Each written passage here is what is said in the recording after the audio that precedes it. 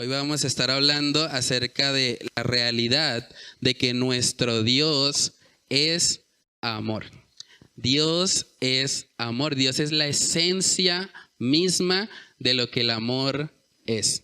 Vamos a mirar primera de Juan capítulo 4, versículos del 7 al 9, para ver el fundamento bíblico de este atributo y comenzamos con oración. Amados, amémonos unos a otros, porque el amor es de Dios. Todo aquel que ama es nacido de Dios y conoce a Dios. El que no ama no ha conocido a Dios, porque Dios es amor. En esto se mostró el amor de Dios para con nosotros, en que Dios envió a su Hijo unigénito al mundo para que vivamos por Él. Amén. Vamos a orar. Padre, queremos pedirte tu dirección, Señor, en este estudio bíblico. Queremos que seas tú, Señor, por medio de tu palabra, permitiéndonos ver, Señor, cómo tú eres un Dios de amor.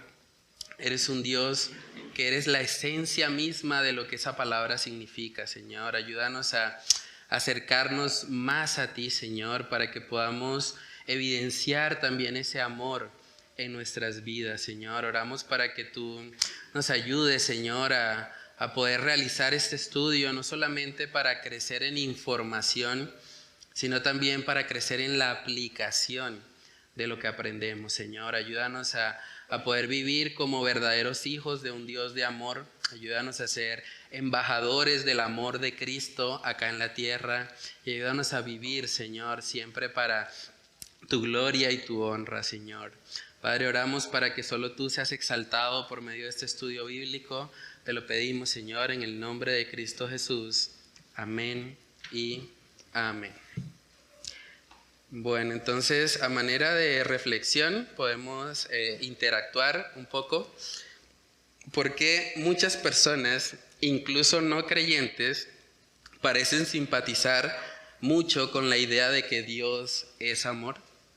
¿No les ha pasado que de pronto hay personas que viven totalmente en contra de Dios, pero dicen, no, sí, Dios es amor? Hasta algunos usan imágenes y los colocan en las redes sociales, y parece que es un atributo como con el que pareciera que incluso los no creyentes no tienen ningún problema. Es como que, claro, sí, Dios es amor. O sea, ¿por qué creen ustedes que eso sucede? ¿Por qué no se sienten confrontados, por ejemplo, cuando escuchan Dios es amor? Sí, eso que es como que más conveniente. Sí. Es como el atributo más conveniente que toma el mundo, que no conoce la realidad de lo que es Dios, pero con una idea totalmente errónea de lo que es el amor de Dios. Entonces ellos sí apelan a que Dios es amor, pero con el amor que el mundo conoce, un amor como se dice por ahí, alcahueta, un amor que no hace justicia, ¿sí? Un amor que no da castigo. Entonces, el mundo le gusta eso. Sí, eso es una realidad. ¿Por qué razón parece que la gente, pues, como que recibe bastante bien el hecho de que Dios es amor?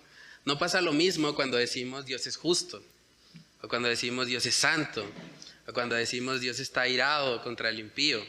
Esas cosas como que inmediatamente el mundo coloca una barrera y dice, no, yo no creo en un Dios así, yo creo en un Dios de amor, ¿cierto?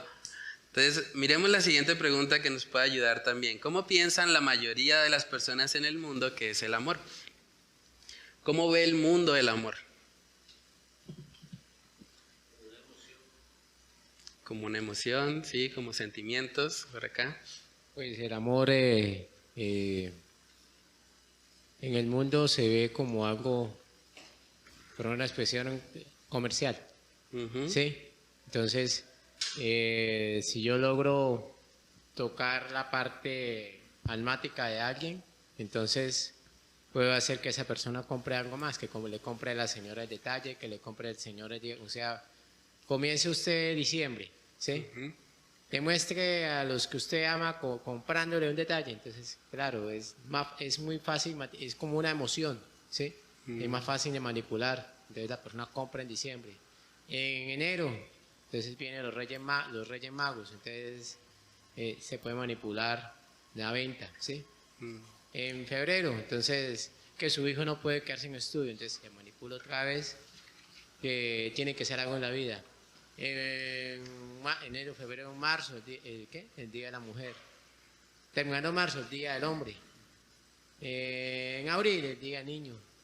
Y así todo, para cada mes hay algo para que la persona consuma. Entonces, es como o sea, en el mundo ve el sentimiento del amor como algo muy almático, mas no lo ve desde el punto de vista espiritual. Eso es. Sí, como una conveniencia, ¿no? Pues yo amo a una persona por lo que me puede dar, porque de pronto me puede comprar algo, porque me puede dar o ofrecer algún tipo de beneficio, ¿cierto? Entonces, a raíz de esta mala interpretación que muchos tienen del amor, muchos han trasladado eso a Dios. Entonces, mucha gente piensa que un Dios de amor, pues es un Dios bacán, es un Dios que no me va a decir nada si yo peco, es un Dios que va a tolerar cualquier tipo de pensamiento que yo tenga, cualquier pecado que yo cometa, pues si Dios es amor, pues Dios no me va a decir nada, ¿cierto? Y es como que el mundo lo ve así. O sea, el mundo piensa que el Dios de amor, el atributo de Dios como amor es alcahuetería.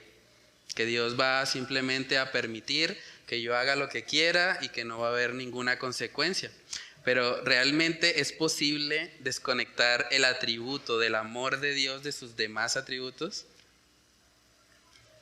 Podemos hablar de solo un Dios de amor, pero que no sea santo. De solo un Dios de amor, pero que no sea justo. De solo un Dios de amor, pero que no sea soberano. ¿No? El Dios de la Biblia es completamente inmutable. Él no puede cambiar. La Biblia no dice que Dios es solo amor. La Biblia dice que Dios es amor, pero también dice que Dios es justo. También dice que Dios es santo, santo, santo. También dice que Dios es soberano. Que Dios es verdad, como estudiamos también hace 8 días.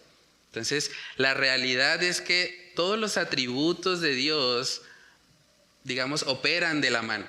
Cuando hablamos de Dios como amor, hablamos de un amor justo, de un amor santo, de un amor soberano, de un amor que está alineado completamente a toda la naturaleza de quién es Dios.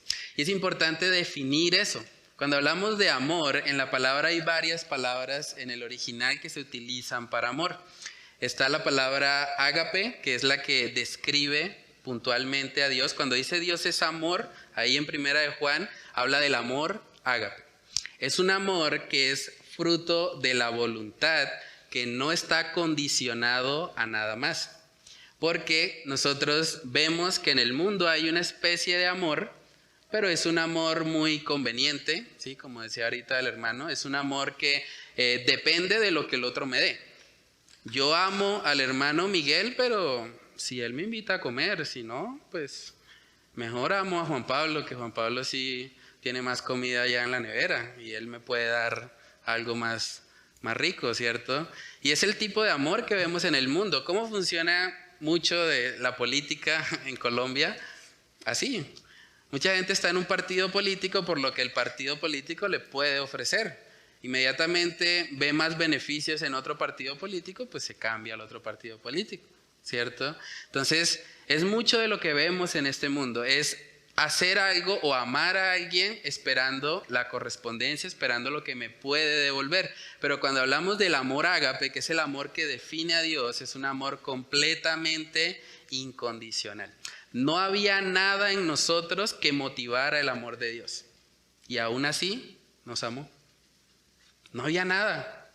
No había algo que le pudiese estimular, ¿no? Es que Félix tiene algo especial que me atrae, ¿no? Pecado es lo que ve el Señor en nuestras vidas. Entonces, realmente el amor de Dios es un amor que supera totalmente a lo que este mundo nos ofrece. En Mateo capítulo 5 podemos ver un poco acerca del contraste que hay entre el amor que se ve usualmente en el mundo y el amor ágape o el amor de Dios.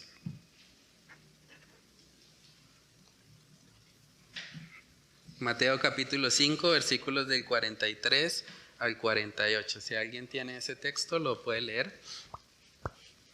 Oísteis que fue dicho, amarás a tu prójimo y aborrecerás a tu enemigo. Pero yo os digo, amad a vuestros enemigos, bendecid a los que os maldicen, haced bien a los que os aborrecen, y orad por los que os ultrajan y os persiguen, para que seáis hijos de vuestro Padre que está en los cielos, que hace salir su sol sobre los malos y buenos, y que hace llover sobre justos e injustos.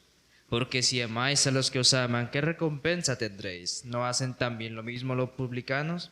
Y si saludáis a vuestro hermano solamente, ¿qué hacéis de más? ¿No hacéis también así los gentiles?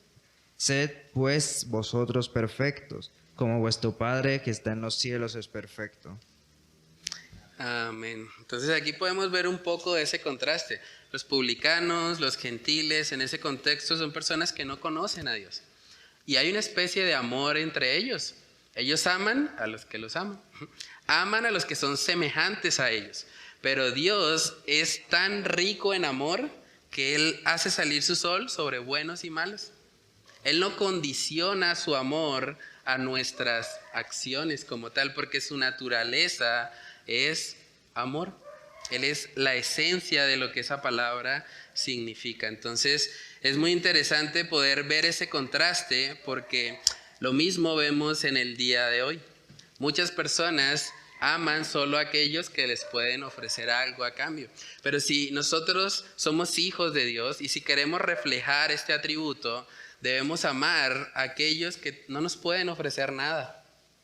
Aquellos que incluso nos pueden ofrecer más bien problemas. La Biblia dice que debemos amar incluso a nuestros enemigos. Y eso solamente un Dios de amor lo puede producir en nuestros corazones. Entonces, cuando hablamos de Dios, de que Dios es amor, no debemos pensar en algo romántico. De hecho, la palabra que se utiliza para eso es eros, que es otra palabra en la Biblia que se traduce como amor, pero eso habla del amor romántico entre un esposo y su esposa. Pero cuando hablamos de que Dios es amor, hablamos del amor ágape. Hablamos de ese acto de la voluntad de hacerle bien al otro de forma totalmente desinteresada e incondicional. Entonces, nosotros como cristianos deberíamos poder reflejar ese tipo de amor. Primera de Corintios capítulo 3, este es uno de los textos tal vez más conocidos acerca del amor. Ese pasaje, aunque se utiliza mucho en los matrimonios y no necesariamente es malo usarlo en ese contexto, debemos recordar que Primera de Corintios es una carta escrita a una iglesia. Cuando aquí habla en Primera de Corintios 13, las características del amor, el apóstol Pablo está pensando en el amor que debería haber entre los hermanos en la fe, entre los que asisten a la iglesia, entre los que son hijos de Dios. Miremos 1 Corintios 13, versículos del 1 al 7 para ver un poco también acerca de este amor ágape. Si yo hablase lenguas humanas y angélicas y no tengo amor, vengo a ser como material que resuena. Como metal que resuena o címbalo que retiñe. Y si tuviese profecía y entendiese todos los misterios y toda ciencia, y si tuviese toda la fe, de tal manera que trasladase los montes, y no tengo amor, nada soy. Y si repartiese todos mis bienes para dar de comer a los pobres, y si entregase mi cuerpo para ser quemado, y no tengo amor, de nada me sirve. El amor es sufrido, es benigno, el amor no tiene envidia, el amor no es jactancioso, no se envanece, no hace nada indebido, no busca lo suyo, no se irrita, no guarda rencor, no se goza de la injusticia, más se goza de la verdad. ¿Ahí? 7. Todo lo sufre, todo lo cree, todo lo espera, todo lo soporta. Amén. Es interesante, ¿no? La palabra que se repite en esa descripción del amor es el sufrir. Dice en el verso 4 que el amor es sufrido y dice en el 7 que todo lo sufre. Todo lo cree, todo lo espera, todo lo soporta. Entonces realmente esa idea romántica del amor basada en los sentimientos, basada en lo que me hace sentir la otra persona, ese no es el amor de Dios. Ese es un amor centrado en lo que la otra persona me puede dar, me puede ofrecer, ¿cierto? Pero cuando hablamos de este amor de Dios es algo que demanda de nosotros muchas veces sufrir. Demanda que tal vez voy a tener que soportar. Tal vez hay algún hermano en Cristo que me va a herir, que tal vez va a hablar mal de mí a mis espaldas, que tal vez va a buscar dañar de alguna manera mi reputación y yo voy a tener que amarlo.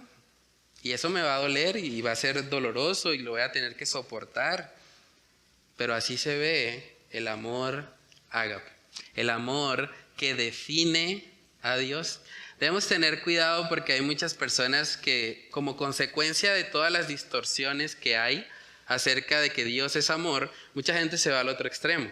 Entonces mucha gente dice, no, pues realmente Dios no es ningún amor, Dios es solamente fuego consumidor, Dios es alguien que aborrece a todos porque todos son unos viles pecadores. Y bueno, hay cierta verdad en algunas cosas, pero debemos tener siempre presente que el hecho de que muchos hayan distorsionado el concepto bíblico del amor no lo quita de la Biblia. Dios sí es amor, es parte de su naturaleza, es parte de su esencia, pero debemos enseñar eso de la manera correcta. Coloqué ahí también en el estudio que este mundo constantemente promueve una falsa idea de amor unificador. Han escuchado personas que dicen, no, pues realmente la religión no importa, lo que importa es el amor. Todas las religiones en últimas llegan a un mismo camino, que es el camino del amor. Hay mucha gente que usa ese término, incluso hay muchos movimientos hoy en día ecuménicos que están procurando unir religiones que son incluso totalmente opuestas. El judaísmo, los musulmanes, todos en un mismo lugar, los católicos, todos adorando a Dios en un mismo templo, porque en últimas Dios es amor. Y mucha gente está de pronto creyendo eso y bajo esa influencia están tomando decisiones para tratar de buscar una religión universal que las una a todas con la bandera del amor. Y ese sería como el precepto. Pero debemos entender que ese no es el amor bíblico. El amor bíblico es un amor que demanda verdad, justicia y santidad. Bueno, siguiendo ahí el texto, dice, este mundo constantemente promueve una falsa idea de amor unificador en la que no hay verdad, justicia ni santidad.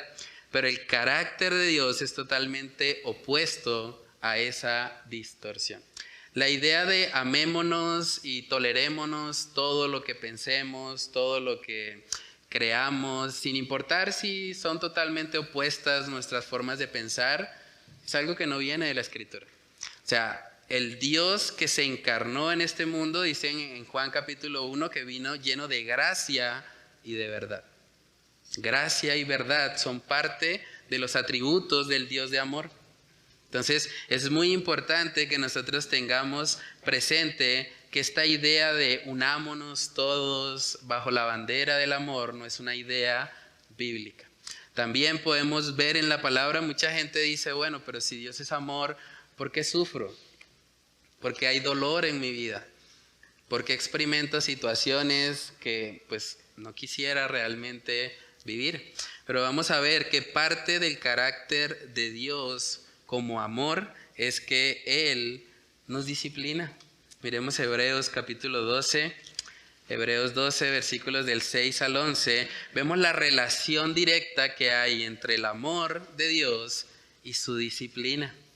Mucha gente dice hoy en día, no, es que yo amo tanto a mis hijos que yo no les digo nada. Yo los dejo, que ellos sean felices. Eso bíblicamente es odiarlos. Dicen Proverbios que el que no corrige a su hijo lo aborrece. Entonces, si hablamos del amor de Dios, de este amor ágape, es un amor santificador. Es un amor que se preocupa porque realmente nosotros nos alejemos del pecado y vivamos una vida para la gloria de Dios. Entonces miremos Hebreos capítulo 12, versículos del 6 al 11. Si alguien tiene ese texto, lo puede leer. Porque el Señor al que ama, disciplina, y azota a todo el que recibe por hijo. Si soportáis la disciplina, Dios os trata como a hijos, porque ¿qué hijo es aquel a quien el Padre no disciplina? Pero si os deja sin disciplina, de la cual todos han sido participantes, entonces sois bastardos y no hijos. Por otra parte, tuvimos a nuestros padres terrenales que nos disciplinaban, y los venerábamos. ¿Por qué no obedeceremos mucho mejor al Padre de los Espíritus y viviremos? Y aquellos, ciertamente por pocos días nos disciplinaban como a ellos les parecía. Pero para lo que nos es provechoso, para que participemos de su santidad.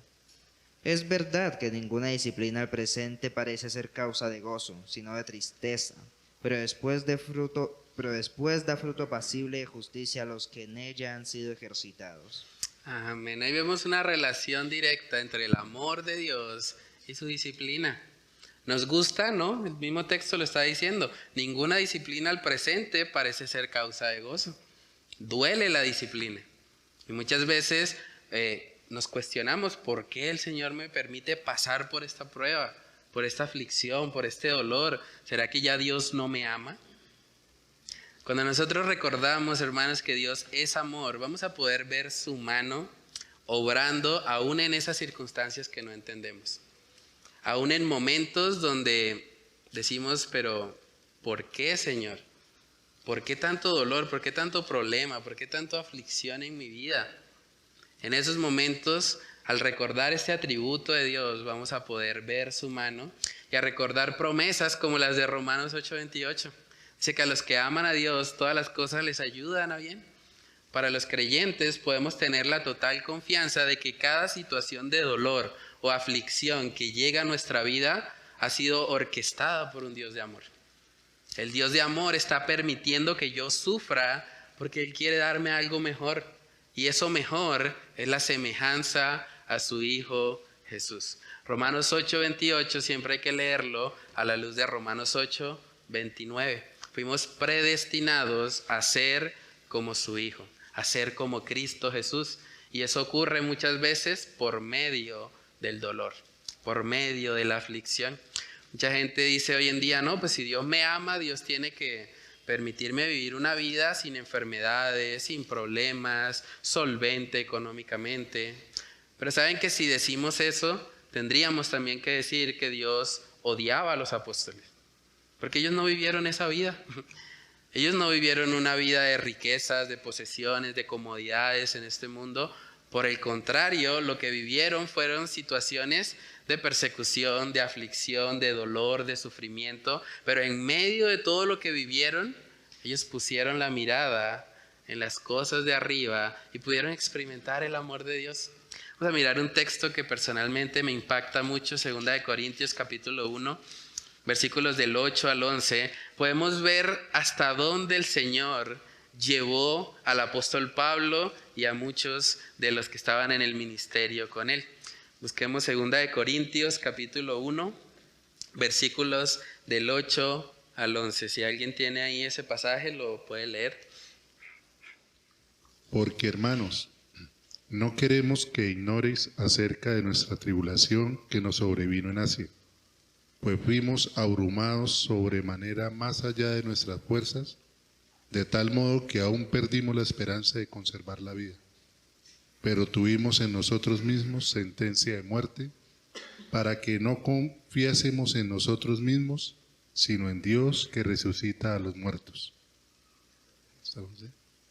La cual nos libró y nos libra, y en quien esperamos que aún nos librara de tan gran muerte, cooperando también vosotros a favor nuestro con la oración, para que por muchas personas sean dadas gracias a favor nuestro, por el don concedido a nosotros por medio de muchos. Amén. Tremendo eso, ¿no? Imagínense el tipo de aflicción por la que el apóstol Pablo con sus colaboradores pasaron, para llegar a decir, de tal modo que aún perdimos la esperanza de conservar la vida. O sea, hubo un momento que el Señor permitió en la vida de los apóstoles donde ellos dijeron, hasta aquí llegué, ya no tengo esperanza de seguir con vida. O sea, esto aquí termina todo. Llegaron a ese punto. ¿Y para qué dice el texto? Dice que tuvieron sentencia de muerte para que no confiásemos en nosotros mismos. El Señor permitiendo una situación de dolor y de aflicción en la vida de los apóstoles, de aquellos creyentes de la iglesia primitiva. ¿Para qué? Para que no pongan su confianza en ellos mismos. Para que recuerden que Dios es su sustentador. Que Dios es el que decide si ellos viven o si ellos no viven. Ese nivel de confianza y de dependencia muchas veces llega en medio del dolor, en medio de las pruebas. Y es probable que nosotros tengamos que vivir cosas así. Yo no les digo eso para asustarlos, pero es una realidad. Tenemos que prepararnos para el sufrimiento. Jesús dijo, en el mundo tendréis aflicción. Así que si usted no ha tenido aflicción, sepa que va a tenerlo. Jesús lo prometió. Ahora la pregunta es, ¿cómo vas a luchar con eso? O sea, ¿a dónde vas a ir en medio de tu aflicción?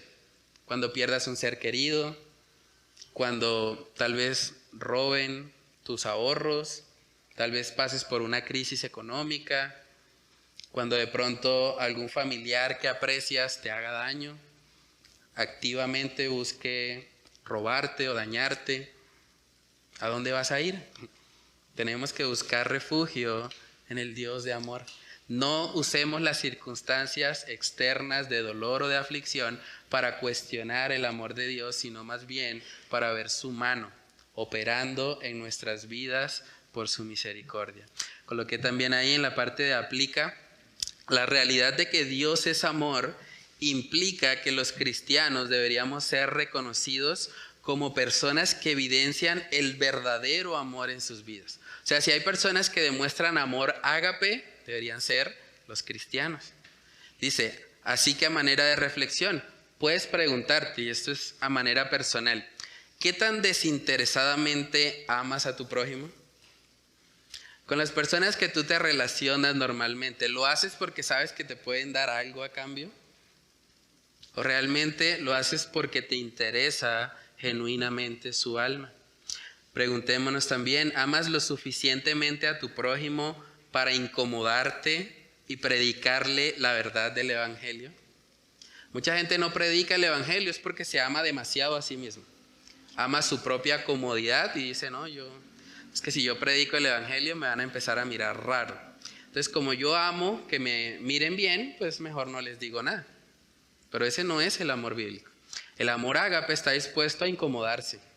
Está dispuesto a decirle a la otra persona la verdad. Así la persona se ofenda, pero por amor a ella debemos hacerlo. También preguntémonos, ¿qué tanto amas a aquellas personas que te aborrecen o hacen daño? Es fácil amar a los que nos aman. Es fácil amar a los que nos tratan bien, a los que de pronto nos hacen un favor, nos tienden la mano en momentos de dificultad. Pero ¿cómo vas en amar a aquellos que hablan mal de ti? Aquellos que intencionalmente quieren dañarte, aquellos que se presentan incluso como tus enemigos. Todos nosotros en algún momento fuimos enemigos de Dios y aún así Él en su misericordia nos amó. Y ese mismo amor debemos reflejarlo. Miremos Hechos capítulo 7 para ver el amor que tuvo un joven. Es bastante curioso la vida de este joven Esteban. Personalmente a mí también me ha impactado mucho lo que él vivió. Uno podría pensar que el primer mártir de la iglesia sería como un anciano, ¿no? Alguien pues, con mucha experiencia, mucho recorrido en su fe cristiana. Pero la Biblia dice que el primer mártir fue un jovencito. Un jovencito que estuvo lleno del Espíritu Santo y que vivió hasta el último momento de su vida para glorificar el nombre de Dios. Miremos la forma como Esteban amaba a aquellos que le aborrecían. Hechos capítulo 7, versículos del 54 al 60. Al oír esto, se sintieron profundamente ofendidos y crujían los dientes contra él. Pero Esteban, lleno del Espíritu Santo, fijos los ojos en el cielo, vio la gloria de Dios y a Jesús de pie a la diestra de Dios, y dijo: Veo los cielos abiertos y al Hijo del Hombre de pie a la diestra de Dios. Entonces ellos gritaron a gran voz y tapándose los oídos se lanzaron a una contra él.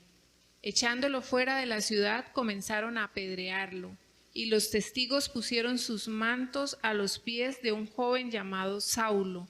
Y mientras lo apedreaban, Esteban invocaba al Señor y decía: Señor Jesús, recibe mi espíritu. Cayendo de rodillas, clamó en alta voz: Señor, no les tomes en cuenta este pecado. Habiendo dicho esto, durmió. Tremendo eso, ¿no? Esas personas estaban enfurecidas contra él, al punto que crujían los dientes, lo odiaban terriblemente. Pero Esteban los amó. Esteban dijo: no me importa si me odian, No me importa si me tiran piedras. Y eso debió haber sido muy doloroso para él. Pero él decía, voy a predicarles la verdad, porque es lo que ellos necesitan. Ellos necesitan ese mensaje, necesitan arrepentirse de sus pecados. Ese es el tipo de amor que como cristianos deberíamos reflejar. Un tipo de amor que está dispuesto a veces a recibir pedradas, a veces a recibir mucho dolor, mucha aflicción, pero que en medio de todo buscamos desinteresadamente el bien de aquellos que nos escuchan. Entonces, miremos Lucas capítulo 14 para ver otro ejemplo de este amor ágape. Lucas capítulo 14, versículos del 12 al 14. Dijo también al que le había convidado: cuando hagas comida o cena, no llames a tus amigos, ni a tus hermanos, ni a tus parientes, ni a vecinos ricos, no sea que ellos a su vez te vuelvan a convidar y seas recompensado. Mas cuando hagas banquete, llama a los pobres, los mancos, los cojos y los ciegos, y serás bienaventurado, porque ellos no te pueden recompensar, pero te será recompensado en la resurrección de los justos. Amén. Ese es un ejemplo también de lo que es ese amor ágape, ¿no? Nosotros al hacer un banquete podemos, claro, y no está mal hacerlo, podemos invitar a nuestros hermanos, amigos, familiares, pero qué bueno que un día pudiésemos decir, voy a invitar a una persona que no tiene cómo pagarme. Tal vez en un restaurante decirle a una persona de la calle, siéntese con nosotros. Esa persona probablemente no me va a poder pagar el almuerzo, pero sí va a poder ver en mí el amor de Cristo Jesús. Y es algo parecido, mucho tiene que ver con lo que tuvimos este domingo en la fundación de Shalom. Esas personas que están allá, tal vez nunca nos van a devolver ese pan y tal vez nunca van a darnos algo a cambio por lo que hicimos, pero gloria a Dios porque como creyentes pudimos ir y mostrar el amor de Cristo. ¿Saben que los cristianos deberíamos ser reconocidos por eso? Los cristianos deberíamos ser reconocidos no solamente por las personas que se reúnen cada domingo en la iglesia, eso está bien, pero deberíamos ser reconocidos como aquellos que están siempre dispuestos a servir al necesitado, a servir a los más vulnerables, porque es lo que Cristo vino a hacer y nosotros somos embajadores de Él acá en la tierra. Entonces también tratemos de pensar en aplicaciones prácticas para esto. ¿Cómo podemos evidenciar este amor a personas que tal vez no nos lo pueden devolver, que no nos pueden hacer un favor a cambio de lo que nosotros hagamos por ellos? Coloqué ahí en la parte de razona, si Dios es la esencia misma del amor, entonces solo a través de una relación cercana con Él, personas pecadoras como nosotros, podremos amar genuinamente a quienes nos rodean. El amor ágape no es natural en nosotros. El amor ágape es un atributo de Dios. Dios es el que es amor ágape, nosotros no. Por lo tanto, para que eso se pueda evidenciar en nosotros, necesitamos una relación con Él. Necesitamos que Él nos llene. Dice en Romanos que el amor de Dios ha sido derramado en nuestros corazones. Y a través de una relación con Él es que podemos impactar al mundo y evidenciar ese fruto del Espíritu que es el amor ágape. Coloqué ahí también la invitación universal de Dios al arrepentimiento para los no creyentes y a la comunión para aquellos que le conocen, pues es una de las muestras más claras y evidentes del amor de Dios hacia la humanidad. Muchas personas, por causa de todos los abusos que han habido acerca de este concepto del amor, han llegado a decir, no, Dios no ama a todo el mundo, Dios solamente ama a sus escogidos. Dios no ama sino a sus hijos. Pero la Biblia, el solo hecho de que Dios tenga con vida a estas personas, es una evidencia del amor. 1 Corintios 13 dice que el amor es paciente.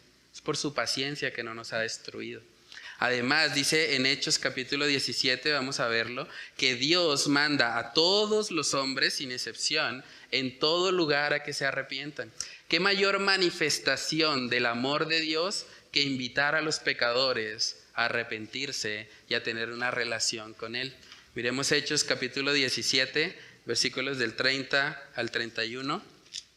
Pero Dios, habiendo pasado por alto los tiempos de esta ignorancia, ahora manda a todos los hombres en todo lugar que se arrepientan, por cuanto ha establecido un día en el cual juzgará al mundo con justicia por aquel varón a quien designó, dando fe a todos con haberle levantado de los muertos. Amén. Hay una diferencia entre el amor que Dios tiene para con sus hijos y el amor que Él tiene para los incrédulos. Para los incrédulos Dios tiene un amor paciente, tiene un amor donde Él les está llamando al arrepentimiento, mientras que para aquellos que le conocen hay un amor relacional. Hay un amor en el que Dios nos disciplina. Dios no disciplina a todo el mundo, Dios disciplina a sus hijos. Entonces hay una diferencia en cuanto al tipo de amor que Dios tiene, pero el amor de Dios es evidente para ambos, tanto para el incrédulo como para aquel que tiene una relación con Él. Y conocer ese atributo de Dios debe motivarnos, hermanos, a ir y a predicar el evangelio a toda criatura, porque Dios les está invitando, Dios les está llamando a ellos a que vengan a una relación con ese Dios de amor. Dice 2 Corintios capítulo 5, este es un texto también hermoso.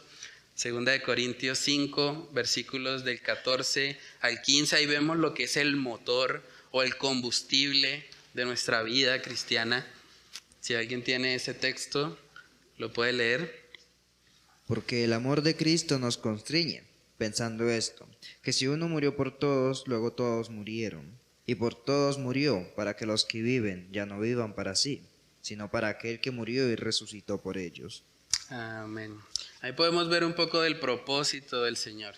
Cuando Él murió, Él lo hizo para que los que viven ya no vivan para su propia idea de amor, para que ya no vivan para su idea egoísta de relacionarse con los demás. Él vino para que los que vivan ya no vivan para sí, sino para Él, para aquel que murió y resucitó por ellos. Vivir para Dios es lo mejor que le puede pasar a nuestra alma. Hablaba, ¿sí? Una pregunta, pastor.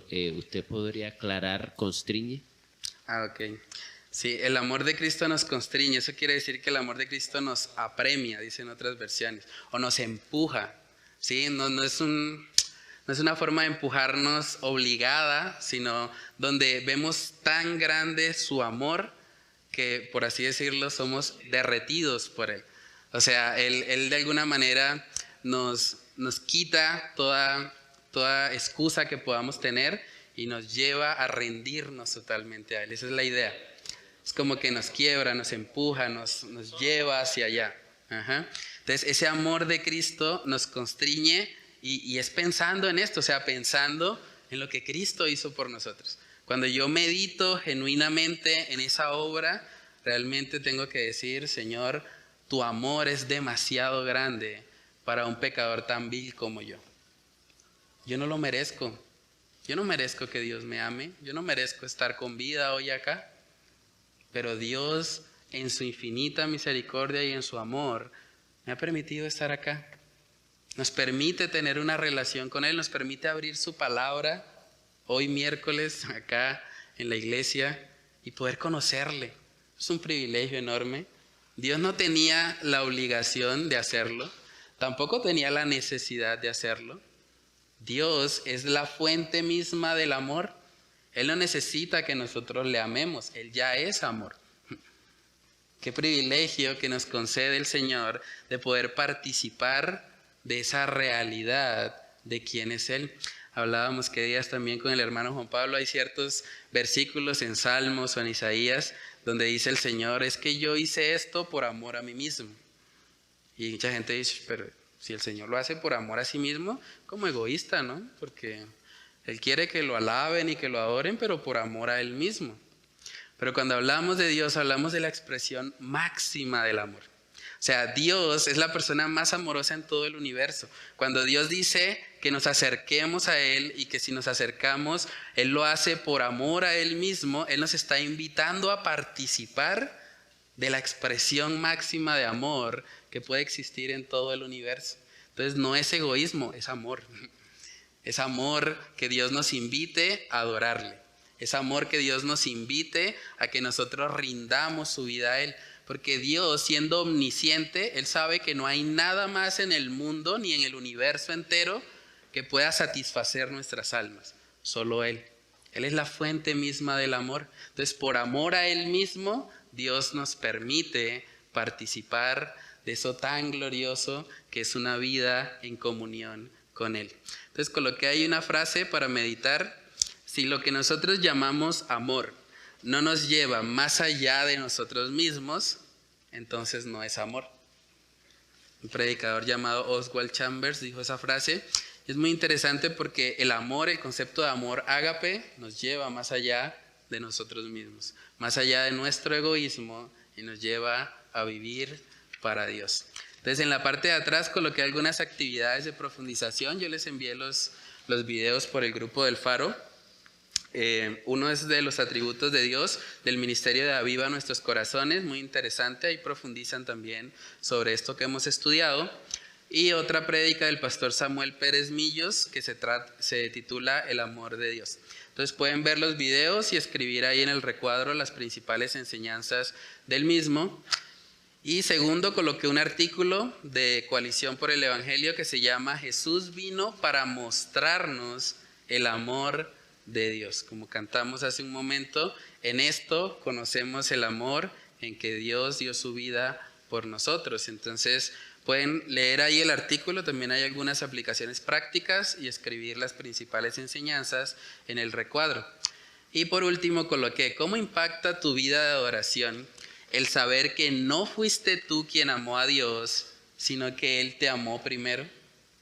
Eso es algo que realmente debería impactarnos. Nosotros no tomamos la iniciativa para amar a Dios, fue Él quien nos amó primero.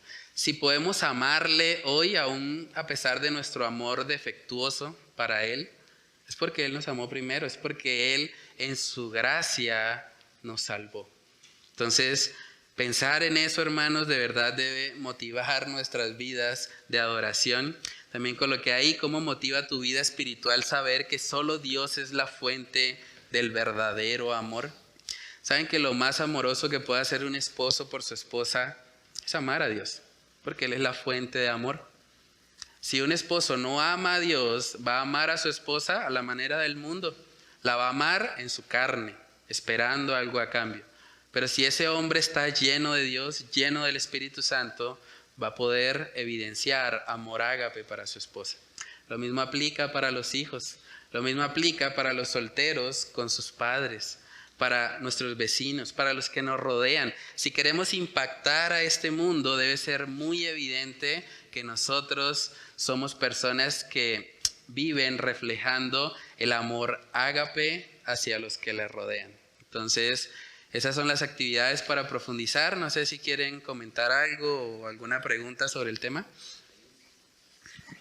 Hay un pasaje que a mí también me ayuda mucho, que habla también de eso. Está en Romanos 11, terminando Romanos 11, específicamente el verso 34 y 35, pero voy a leerlo desde 31 como para que entendamos mejor. Dice así: así también estos ahora han sido desobedientes, hablando del pueblo de Israel, para que por la misericordia concedida a vosotros, ellos también alcancen misericordia. Porque Dios sujetó a todos en desobediencia para tener misericordia de todos. Oh profundidad de las riquezas de la sabiduría y de la ciencia de Dios, cuán insondables son sus juicios e inescrutables sus caminos. Porque ¿quién entendió la mente del Señor? ¿O quién fue su consejero? El 35. ¿O quién le dio a él primero para que le fuese recompensado? Porque de él y por él y para él son todas las cosas. A él sea la gloria por los siglos. Amén. Y sigue el 12 diciendo, así que, o sea, motivados en esto, así que, hermanos, os ruego por las misericordias de Dios que presentéis vuestros cuerpos en sacrificio vivo, santo, agradable a Dios, que es vuestro culto racional. O sea, ahí habla del culto racional, pero ¿por qué racional? Porque yo tengo que entender de que Dios no, o sea, yo no le di a Dios primero, dice el 35. ¿O quién le dio a él primero? ¿Quién le amó a él primero? Yo no puedo decir que yo le amo a Dios si primero yo no recibí primero de su amor. Amén. Entonces por eso dice el 36, porque de Él y por Él y para Él son todas las cosas. Amén, sí. Sí, realmente cuando nosotros meditamos en eso, o sea, contemplar el amor de Dios es algo que debe asombrarnos y que debe llevarnos a adorar realmente a Dios, porque no había nada que motivara su amor y aún así Él nos amó. Entonces, que el Señor nos lleve realmente a poder vivir una vida digna de ese mensaje. ¿Sí, hermano? Quería, bueno, puntualmente en la primera parte, pues usted habló acerca de que los creyentes no deberíamos de dudar del amor de Dios cuando estamos en dificultades, ¿sí? Cuando estamos en problemas. Pero llevando esto al no creyente, al mundo, ellos también dudan del amor de Dios en medio de las enfermedades, en medio de los problemas. ¿Por qué los niños sufren? ¿Por qué aguantan hambre? ¿Por qué hay tantas enfermedades? ¿Por qué una cosa y otra? O sea, Dios no es amor, ¿verdad? Y bueno, ellos lo que, pues prácticamente lo que ellos ignoran es que Dios tiene misericordia a través de, no importa qué dificultad tan grande pueda estar llevando una persona que aún, estoy hablando de los no creyentes, ¿no? Que aún no ha creído en Cristo, no importa la necesidad, no importa si sea el más necesitado, el más enfermo, el que no tiene nada en este mundo, Dios está teniendo misericordia de esta persona porque no le ha dado lo que realmente merece, que es el infierno, ¿sí? Es la condenación eterna. Es lo que realmente todos merecíamos y el mundo que aún no cree en Cristo lo merece, es lo que realmente merecíamos todos. Y Dios tiene misericordia, ¿verdad? Ahora, por otro lado, pues ese amor que el mundo tiene, esas ideas todas erróneas que el mundo tiene acerca del amor de Dios, pues en lugar de ser amor termina siendo una crueldad. Porque ese supuesto amor que algunos lo llevan a esa parte romántica, donde amémonos, no importa, tolerémonos las ideas, el otro lo lleva, no, entonces Dios no es amor, Dios es cruel, o Dios no existe, terminan con esa idea. Entonces eso es crueldad porque los lleva a rechazar, los aleja de la verdadera manifestación que tuvo Dios al morir su Hijo en la cruz, que fue algo necesario para salvarnos porque estábamos en condenación y Él nos amó antes cuando éramos enemigos y por eso Él murió en la cruz para que pudiéramos estar con Él, ¿verdad? Tremendo, sí. Sí. Bueno, hermanos, pues reflexionando un poco lo que es el amor de Dios y entendiendo que Dios es amor, Cristo es amor y nosotros confesamos, ya no vivo yo, más Cristo vive en mí. Entonces, ser conscientes de, al hacer esa confesión, debemos ser conscientes de que nosotros debemos manifestar el amor de Dios. Por eso, en todo aquel que hace esa confesión, a todo aquel que asegura que ya no vive Él, sino que vive a Cristo, pues no puede existir la indiferencia. La indiferencia ¿por quiénes? Por aquellos que no han conocido al Señor. De hacer asegurar que ya no vivo yo, me tiene que llevar a pregonar el amor de Dios, a pregonar su palabra. Entonces, nosotros, por su misericordia, hoy fuimos alcanzados, por su amor nos alcanzó y estamos en la obligación, y esto es un compromiso ineludible, de predicar su palabra a tiempo y fuera de tiempo. Ellos no van a conocer el amor de Dios, el verdadero amor de Dios. Ellos no van a conocer a Cristo, sino somos nosotros quienes decimos que Él está en nosotros, quien le vamos a predicar. Entonces, es un llamado a decir, bueno, estoy manifestando el amor de Dios, entiendo el amor de Dios, ahora lo estoy manifestando.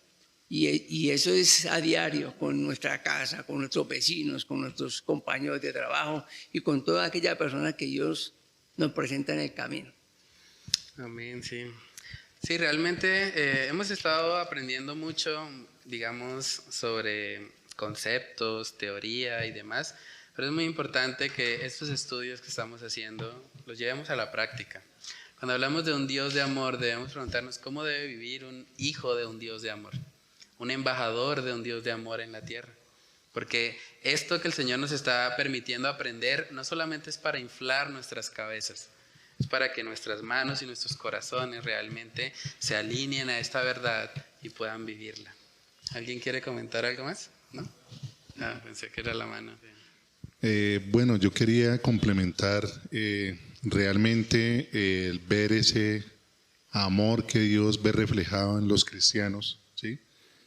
Porque no podemos ver el amor reflejado en la gente del mundo porque, como dice la palabra de Dios, nosotros antes teníamos un corazón de piedra y bajo ese corazón nadie, pero absolutamente nadie va a sentir amor por otro.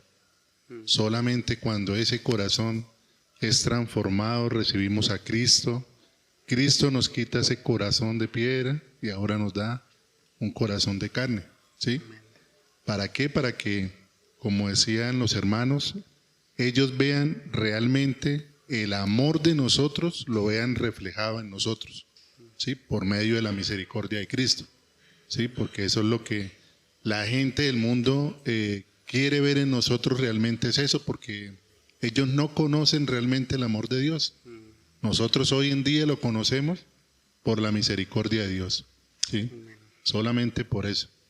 Y pues tengo una duda de un texto que tengo acá con relación a lo que estamos hablando del amor de Dios, que dice en Primera de Juan 2:15, dice: no améis al mundo ni las cosas que están en el mundo. Si alguno ama al mundo, el amor del Padre no está en él. Porque todo lo que hay en el mundo, los deseos de la carne, los deseos de los ojos y la vanagloria de la vida no proviene del Padre, sino del mundo. Y el mundo pasa y sus deseos, pero el que hace la voluntad de Dios permanece para siempre. Sí, entonces tengo esa duda de este texto, si realmente pues es saber. Sí, porque habla del mundo, ¿no? O sea, del sistema.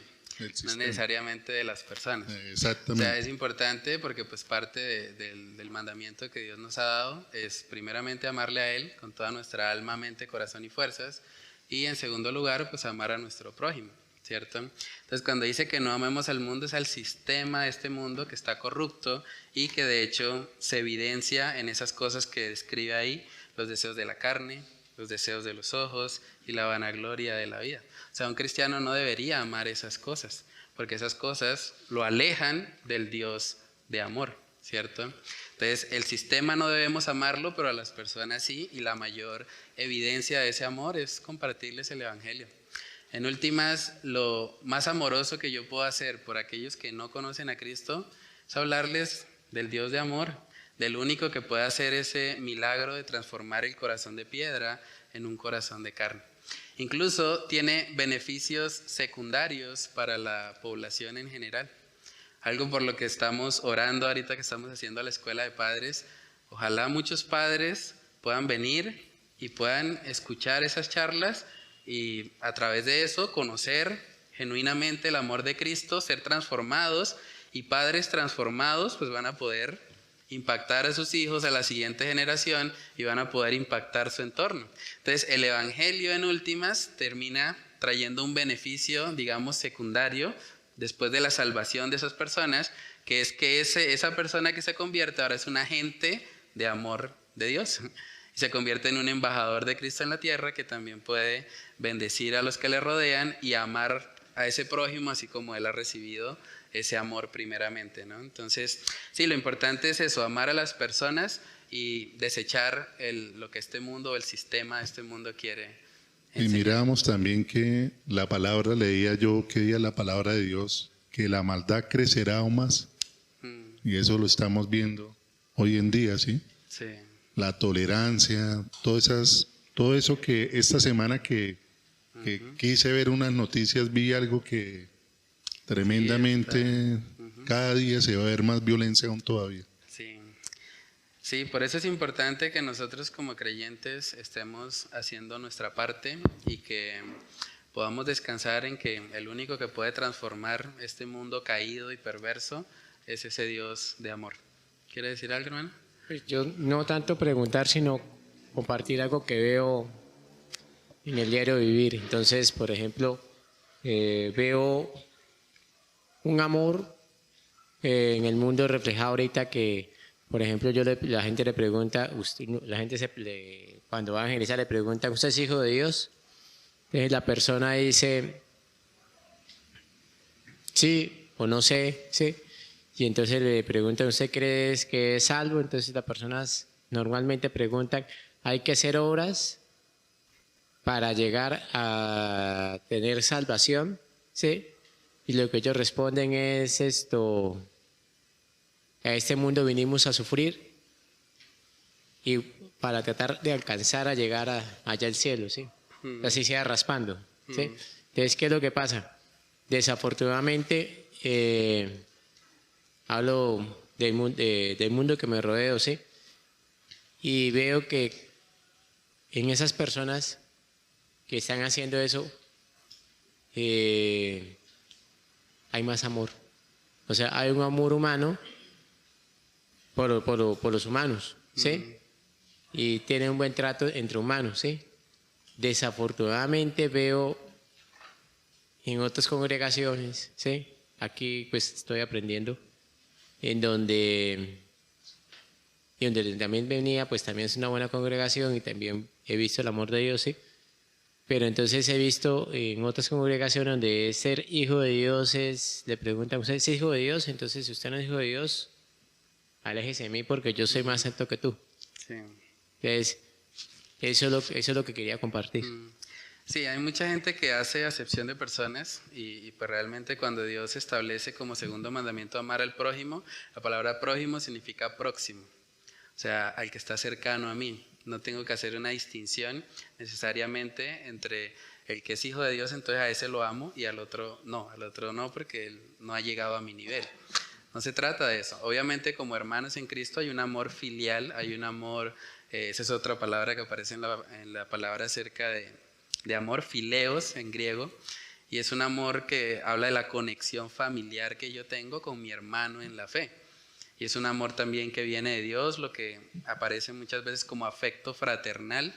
Entonces eso habla del amor que hay entre hermanos, pero yo no debería de alguna manera condicionar mi amor a si es un hijo de Dios o no, porque la definición de amor ágape es amor incondicional.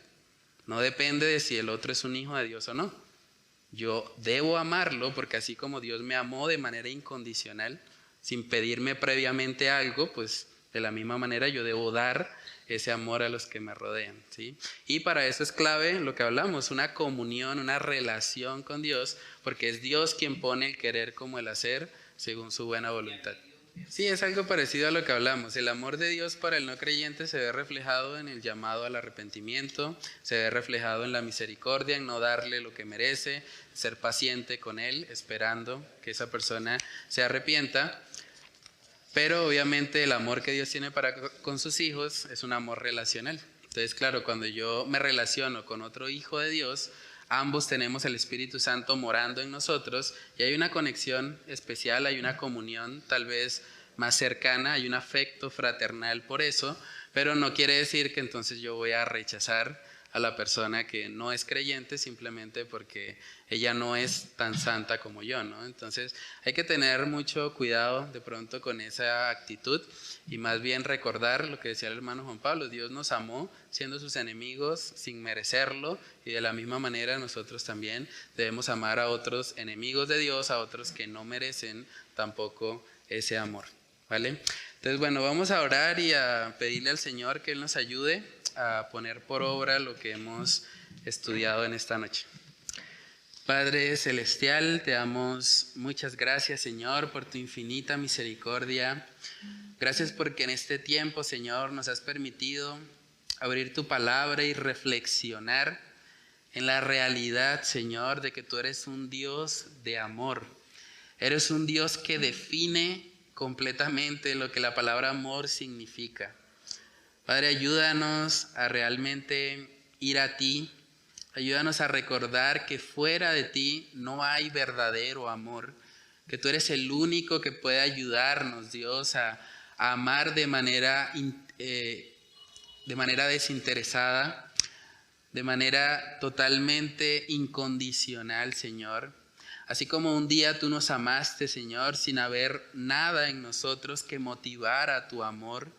Padre, de la misma manera, ayúdanos a amar a aquellas personas que tal vez no nos caen tan bien, que tal vez se presentan como nuestros enemigos, que tal vez intencionalmente nos hacen daño. Padre, que en esas oportunidades nosotros podamos evidenciar que somos hijos de un Dios que es amor ágape, que ama aún a aquellos que son sus enemigos, aún a aquellos que han vivido en contra de Él. Padre, que seas tú guiándonos, Señor, para que podamos poner en práctica lo que hemos aprendido en esta noche. Ayúdanos a activamente pensar en cómo podemos evidenciar este amor ágape con los que nos rodean. Guárdanos, Señor, de hacer acepción de personas, de condicionar a nuestro amor solamente para aquellos que son semejantes a nosotros, aquellos que consideramos que cumplen con nuestros estándares. Padre, que por el contrario nosotros podamos amar así como tú amas, Señor, que podamos invitar a aquellos que no te conocen a tener una relación contigo por medio de Cristo Jesús, y que podamos consolar a nuestros hermanos en la fe, en medio del dolor o de la aflicción, y que podamos guiarles también hacia ti, Señor. Sabemos que el Evangelio es lo que este mundo perdido necesita y es lo que los creyentes también necesitamos para santificarnos y para crecer en nuestra comunión contigo, Señor. Padre, oramos para que tú nos ayudes a poner por obra lo que hemos estudiado en esta noche. Te lo pedimos, Señor, en el nombre de Cristo Jesús. Amén y amén.